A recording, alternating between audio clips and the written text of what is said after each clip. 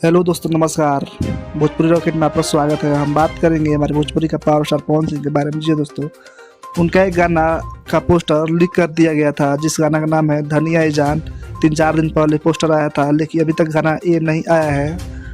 बहुत फैंस लोग नाराज़ है, बोलते हैं कि पोस्टर आ गया है, गाना भी नहीं तक आया है। लेकिन पवन सिंह खुद ही लाइव आकर बोले थे कि कल लाइव आए थे, बोले थे कि ये गाना आप सभी को कल नहीं तो परसों आप सभी को सुनने को मिल जाएगा।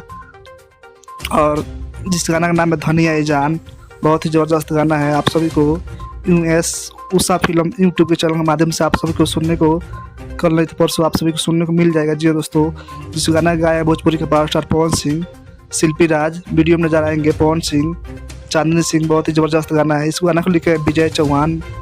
जी दोस्तों, विजय चौहान का गाना जब भी आता है तब भी बवाल मार्केट में मचाता है और बहुत ही सुपरहिट गाना होता है। जी दोस्तों, अगर आप लोग हमारे चैनल को लाइक सब्सक्राइब नहीं किए तो करके जुड़ जाइए, ताकि भोजपुरी खबर सबसे पहले आप लोग के पास आए। तब तक के लिए धन्यवाद, मिलते हैं अगले वीडियो में।